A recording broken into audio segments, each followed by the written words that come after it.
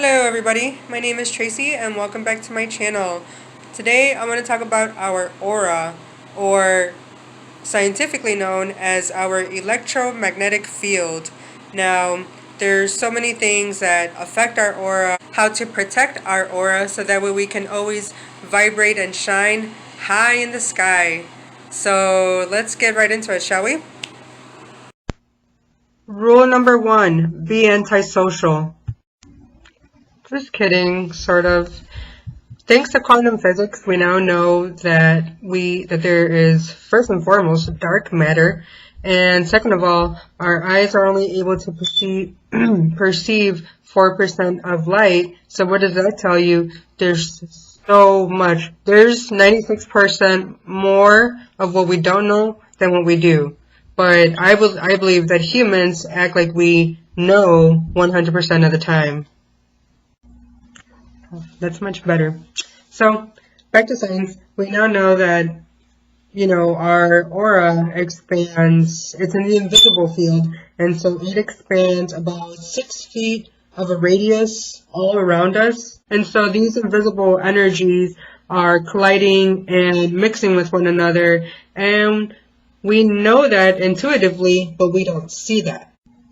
Hence, this is how we picked up people's vibes, is because of the vibes that they are emanating, and we are picking them up and receiving them, and all this crazy stuff is going on while we're having a simple conversation. And so you can tell right off the bat, or at least I could nowadays, is I could tell if I'm going to like somebody or not, or if they're being truthful and authentic, or if they're being phony and trying to, I don't know, either win my attention or remove it from theirs. You could just pick up these things, these social subtle cues that are quite obvious if you pay attention to, other than just people's language, also their body movements and their just how close they have come to you. Because if they're all up in your face, then that means that they don't really have many boundaries themselves, as opposed to someone who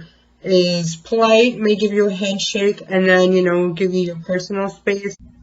Now, the beautiful thing about society that I've never taken for granted is, especially for someone who's been always quite eccentric, not really able to fit in, but when you meet someone who's pretty much vibing on the same frequency as you are, it's so natural of you guys to have a conversation and to feel comfortable around each other, maybe even opening up, because it's you guys are from the same soul tribe essentially. So it's no wonder that you guys have such a strong connection already. It's because maybe, just maybe, you guys have been in each other's past lives at some point, and so you guys are reuniting. Now, let's say that you're more a standoffish, shy, observant person. Maybe you may subconsciously follow someone else's lead. I know I do that because I'm not hi, all in your face. So if I meet someone that has high energy like that, then they could definitely bring that out of me. But normally, I'll just be myself. And if this person is also cool and calm, then, it's just, we vibe. Again, we vibe that same way. But same thing goes for someone who has lots of energy. It might come across someone who is very calm, cool, and collective, and so they might bring down their energies just a notch. Now, they say that we are the sum total of the 5 closest people that we hang out with, and I most definitely think that that's true, because we pick up each other's traits, each other's habits, and we will enforce and plant seeds of ideas that resonate with us for the most part. Maybe not all the time you may agree with your friend, and of course you're your own individual and so are they, but for the most part you guys have share the same values, the same ideas, and that's why you guys click. Now, I personally hate when people are talking bad amongst their own group. Second of all, you can't really separate yourself and have that division between you guys, because then why do you guys unite whenever you guys hang out? That's because you guys, that's due to sharing the same frequency, the same interest. So I don't like when people say, yeah, my friends are this way and that way, and I'm like the star. I'm like the star of the group or something. Like, no, you're not. You're just as one of them as they are of you. And then last but not least, of course, when we're talking about people affecting your vibes, your auric field, then we set up boundaries accordingly. Same way that I talk to my best friend of 10 years is not the same way that I talk to someone that I am cool with, a coworker at work. You know, we just naturally share as much information as our field is open, as open as our heart is. And then some people just completely keep to themselves. Maybe they're not looking for advice. They're just simply existing and don't have, unfortunately, they don't have that ability to really, really open up to people because maybe they never had that before in their lives. So you just got to respect it. Now, I won't get into this really deeply because I mainly want to focus on how people affect other people's aura, but what affects our vibes, our state of being overall, most definitely is the music we listen to, what we watch, what we eat, and yeah. I personally like to listen to Bob Marley, Revolution, 311, or weird music such as Wax Taylor, Chinese Man, Grammatic. I really cherish my classical music or piano music because it puts me to ease, especially when I'm reading or studying.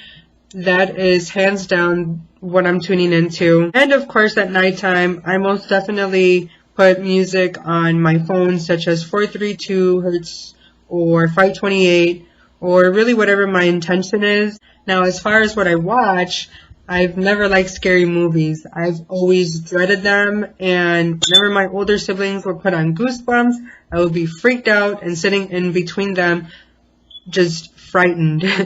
As I got older, I stopped being so scared, and there were just different topics that I seemed to draw myself to. It was very emo, like, I don't know, between 17, 18, 19. So I wore like a lot of black, and I was into anime. Well, I still am, but just nowhere near as much as I first was at the time. So a lot of the anime that I would watch was like scary, gory, horrific stuff.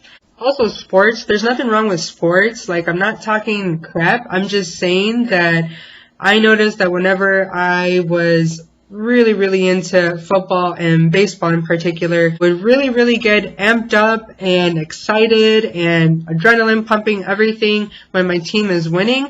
But when they start losing or when the opposing team is talking crap, that would just, in a matter of seconds, bring me down, get me to an angry state of mind. It was also mandatory for me to drink on Sunday football, which probably added to the chaos, to my anger. But again, I'm not talking crap. I'm just saying that these were my personal observances when it came to watching and listening to this kind of music. And yes, I do think that there is also some subliminal messaging going on, but that's another topic for another day. I think it's important to know that people will fall away as you continue to grow as a person, so you should never feel lonely necessarily. This is how I felt during these past 2 to 3 years of my time. Almost my whole circle is brand new, with an exception of 2 or 3 friends that have always been there, even when I wasn't vibing as high as they are, to be honest. But I do notice the distance and the closeness of people depending on how I'm navigating through life myself. If you've seen a few of my videos, then you know that I am never labeling people as better or lesser of one another. I like to use the word different. So when people change or they grow out of their ways of being, they are now different than you, and so you guys may not even be vibing the same way.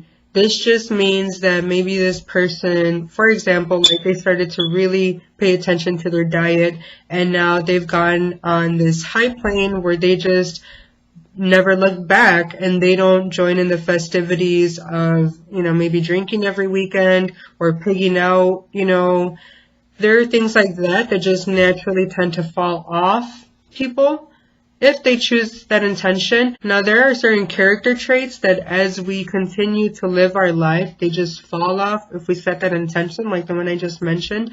And there are some that in time we gain wisdom, and little do we know, we see the patterns, our habits, or our friends no longer fit our new scene. So things will naturally tend to fall off that way as well. So I think that when this happens, it's like either someone remained stagnant in their ways of being as the other person continued to progress, or someone is on perhaps a different life path that so ultimately the point is that it doesn't blend in with yours any longer. So they just take a different route, a different way of approaching life. Maybe when you first meet someone, they appear a certain way, but then once you thoroughly get to know them, then you can say that their true colors come out. But you start to see their personality traits as no longer aligning with the values that you thought that they initially had. Now, the bad thing about setting boundaries is that sometimes, especially due to past trauma, we will close out a door to what could have been a wonderful relationship, but maybe because we've been burnt in the past before, we think that everyone's going to do this to us, and so we close the door for ourselves for what could have been that new opportunity. Okay, so when we set boundaries, we're setting the tone for how we want to be treated and what is acceptable and what isn't. Now, there are people out there that know no boundaries. Like, you guys know the kind of people that I'm talking about. It's usually the loudest in the room or the most opinionated because they want that attention. They're constantly craving for you to focus on them. And then there's the exact opposite people that are usually standing in the back of the room hoping somebody would pay attention to them because that's all that they're seeking is some validation, some acknowledgement of worthiness. And so unfortunately, those people are often being toyed with because they are seeking your approval. We demand respect from our neighbors, our teachers, our family and friends, spouse, whoever, and we let them know exactly how close they can get. For example, like I know that there are couples that don't see anything wrong with tracking each other on each other's cell phones to, I don't know, for whatever reason. There are people that are legitimately happy that way and don't see anything wrong. And there's, of course, the other side that thinks that that is super messed up and that it's more of a trustworthy issue. So, I don't know, I guess it's everyone's opinion, right? And for those who struggle with drawing a line between your bosses or your coworkers, I know that I definitely am guilty of this and I'm trying to work on it, but I'm doing what I can at my current level of consciousness, is having difficulty on speaking up when you don't feel comfortable, when you don't think something is right. And now, of course, let's get to the juicy part, is how do you protect your aura? First of all, you have to know that if someone overreacts or you feel you are being treated unfairly, don't take it personal. Do not take it personal. It's them doing the best they can at their current level of consciousness. So I don't think that people always have wrong intentions, even though it may seem that way. When you see things this way, or when you are more as the observer and not the reactor, then you can assess and say, hey, this person is clearly hurt, this person is hurting, and so they're lashing out because they have no composure of themselves, and so I just happen to be the victim.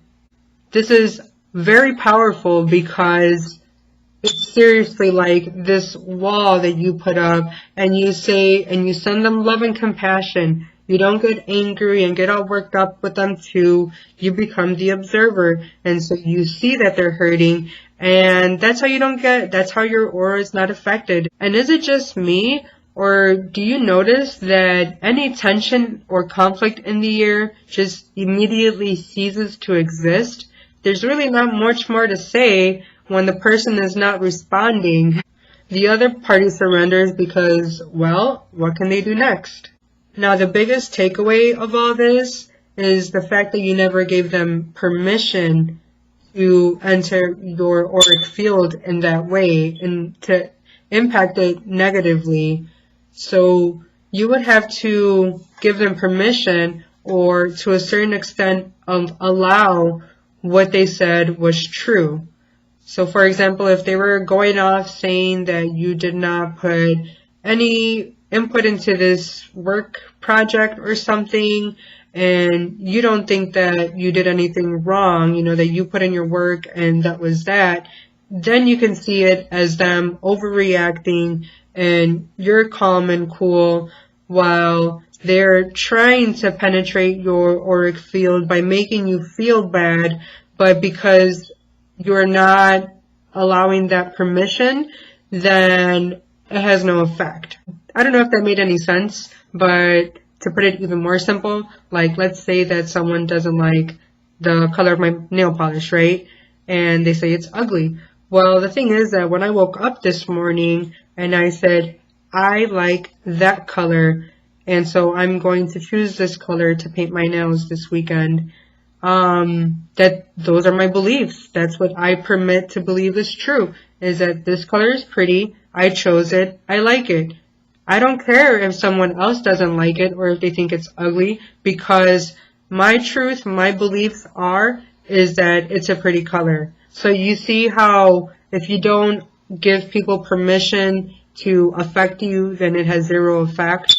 This could be applied into life into so many other ways.